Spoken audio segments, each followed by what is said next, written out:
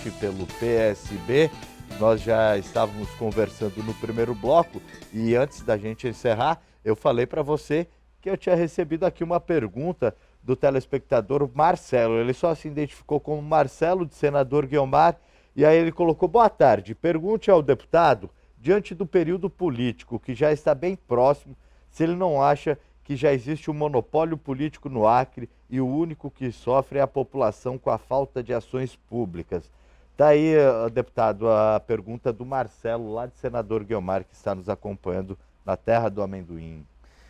Olha, o monopólio, se ele está falando do serviço de água e esgoto, do serviço de energia... Ele falou em um monopólio político, talvez ele esteja se referindo às pessoas que estão no poder com relação a isso. Eu acho que a pergunta dele foi essa.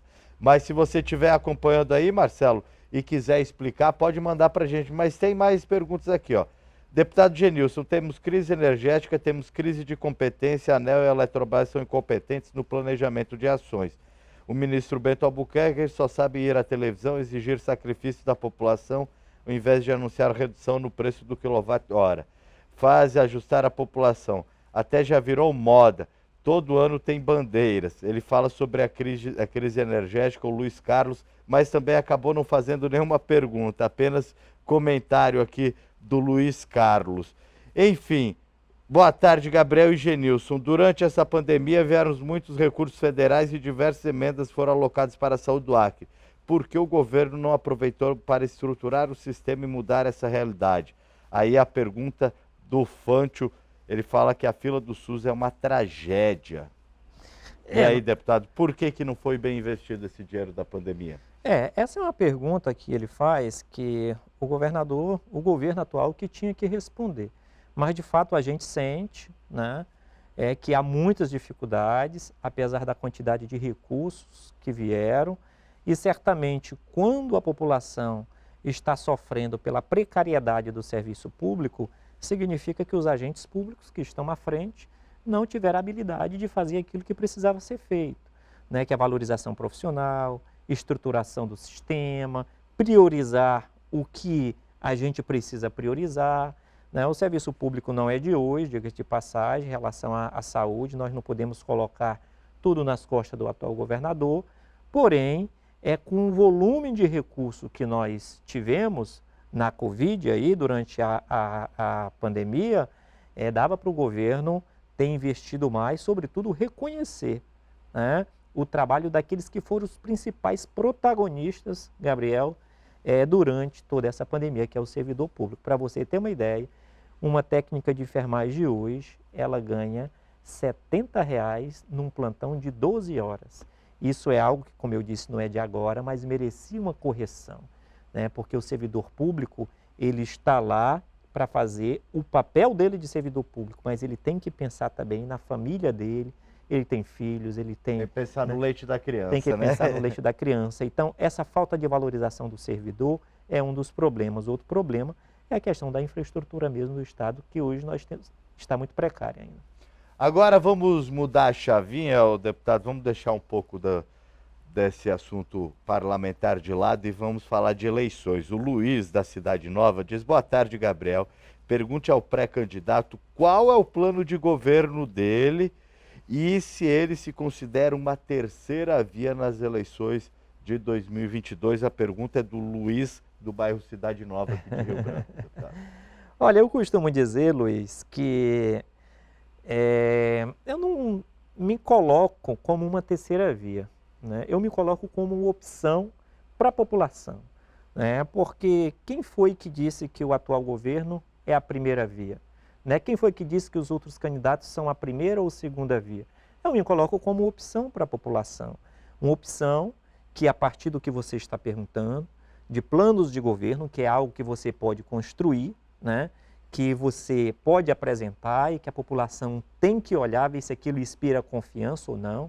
Não dá para mim vir aqui no programa com o Gabriel e dizer: olha, eu vou fazer isso, isso e aquilo, né? Como já foi feito aqui no nosso estado, e depois que ganhar o governo, você não ter a resposta para os problemas da população. Um plano de governo você constrói com responsabilidade, não pode ter só o governo dentro, tem que ter as instituições, os outros serviços, os outros setores que também são importantes para a economia do nosso Estado, para que a gente, ao entrar e depois sair, porque todo mundo que entra um dia sai, esse plano de desenvolvimento do Estado não sair com aquele governo, e sim continuar, porque ele deve surgir em benefício ao Estado. Mas eu costumo dizer, Luiz, que nós estamos precisando mudar um pouco a lógica da economia do nosso Estado. Hoje, em torno de 40% do PIB do nosso Estado, ele advém do serviço público. É a economia do contra-cheque. Somente 10% vem da agricultura e pecuária, né, e 10% ou 12% vem do comércio. O que nós percebemos com isso? Nós percebemos com isso que as prefeituras, que o Estado está enforcado com seu limite prudencial, ou seja, o teto de gasto já estourou.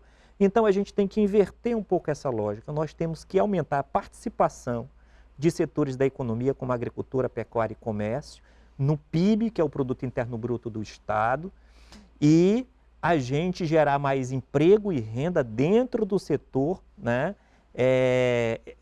produtivo. Porque se a gente ficar, inclusive formando profissionais com essa lógica apenas, com essa visão apenas para o serviço público, nós vamos frustrar muitos profissionais que estão aí nas universidades e que estão indo embora do Acre porque não tem uma opção fora do serviço público. Nós estamos vendo, inclusive, muitos jovens saírem da zona rural, irem para a periferia da cidade, sem emprego, sem renda, e serem absorvidos ou pelos presídios ou vão para o cemitério. Então, um governo de Estado tem que construir um plano sólido, pensando na ampliação de setores da economia que podem colaborar a partir da arrecadação de ICMS com o melhoramento do Estado. E isso precisa ser pensado a médio e a longo prazo. Não pode ser uma coisa só imediatista. Então, o governo tem que pensar o Estado dessa maneira e não chegar aqui e dizer, olha, o meu plano de governo é esse ou aquele. Né? Tem que ser uma coisa construída para você apresentar para a população, assinar e a população perceber que ali vai ser iniciado um trabalho. Por que a gente não pensa? Nos próximos 10 anos, o que é que nós temos para o Acre? Por exemplo, nós temos lá no Alto Acre, Gabriel, um negócio que está dando muito certo, que é a cadeia da agroindústria, do suíno e das aves. Né? Nós temos lá um negócio que tem começo, meio e fim, ou seja, o pessoal lá da Dom Porquito, ele já sabe para quem eles vão vender o porco. Da Acriaves também, ele já sabe para quem vão vender o porco, inclusive estão precisando de investidores. Por que o Estado não criar programas para poder ampliar esse negócio que já está dando certo? Não ficar inventando de sair por aí fazendo isso. E que movimenta toda a cadeia, né? Desde quem cria o suíno, desde quem planta o milho para fazer a ração, acaba movimentando uma cadeia toda. Toda uma cadeia. E uma cadeia organizada já, que como eu disse, tem começo, meio e fim. Agora, deputado, essa montagem do plano de governo também passa muito pelas alianças. E é isso que está hoje fervendo nos bastidores da política. Como estão essas alianças do senhor em busca de apoio, em busca talvez de um vice, em busca de partidos aliados para fortalecer essa pré-candidatura para 2022? Gabriel, eu sou uma pessoa que não sou intransigente. Eu converso com todo mundo, né, independente de repente ter ali mais uma característica de pensamento sobre direita, sobre esquerda, né, sobre centro. A questão é você conversar. Agora, você tem que saber que quando você ganha o governo, você não vai estar representando uma característica, um pensamento, você está representando a população. E você precisa desenvolver políticas públicas de interesse coletivo, não só a partir do que você pensa.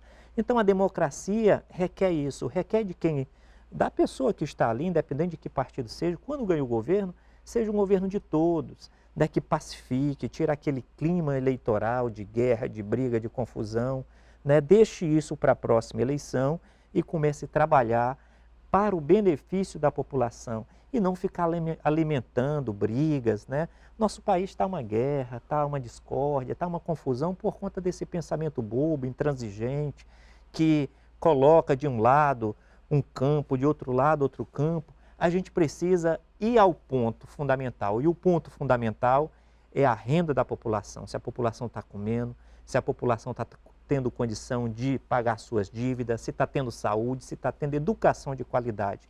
É para isso que a gente tem que ganhar o governo. Eu estou aberto para conversar. O senhor conversou com o Petecão, que eu sei que ele falou aqui no programa essa semana, que já teve conversando com o senhor. O senhor chegou a conversar com alguém do Partido dos Trabalhadores já? Ainda não, PCdoB? Conversei com o Petecão, conversei com o PCdoB, conversei com o PT. Né? Alguma possibilidade do senhor recuar nessa pré-candidatura ao governo? Eu digo que eu sou uma pessoa de fé e de ciência. E eu respeito muito as conjunturas. Quem começa uma caminhada já pensando em recuar, né, não chega a lugar nenhum. Agora, se lá na frente houver uma conjuntura favorável para que eu seja candidato, eu serei candidato, inclusive estarei aberto para fazer as alianças, né, que forem necessárias para a gente ganhar o governo e cuidar do povo do Estado. Né? Se eu perceber que não é possível, eu terei toda a tranquilidade e humildade de dizer, não é possível, não é o momento. Agora, eu não comungo com aquelas coisas, olha, eu não recuo por nada, não tem quem me faça recuar. Você não ganha um governo do Estado sozinho, Gabriel. Você já viu alguém eleito pelos seus próprios méritos? Não, ninguém é eleito pelos seus próprios méritos. Você é eleito porque um conjunto de forças se organizou, a partir, inclusive, também de um interesse da população, uma empatia popular, aquele nome, você chegou lá. Né? A gente não ganha nada sozinho, então eu estou candidato, não penso em mudar minha opinião sobre a candidatura, a pré-candidatura, desculpe, né? Mas também a gente vai respeitar as conjunturas, a gente vai respeitar... Teria alguém que o senhor não se aliaria? Olha, eu entendo que hoje, né? Eu entendo que hoje não é fácil a gente fazer uma aproximação com o atual governo. Por exemplo, o Gladson é uma pessoa que eu tenho respeito, nunca fiz uma oposição pessoal a ele, né? Inclusive a gente quando se vê conversa, né? Mas no momento não está dentro dos nossos planos a gente fazer essa aliança, né? Mas a política a gente vai conversando, a gente vai construindo, né? Não sou intransigente, acho que o que couber a conjuntura, desde que seja republicano, a gente tem toda a condição de conversar e tocar a política. Esse foi o deputado estadual Genilson Leite, pelo PSB.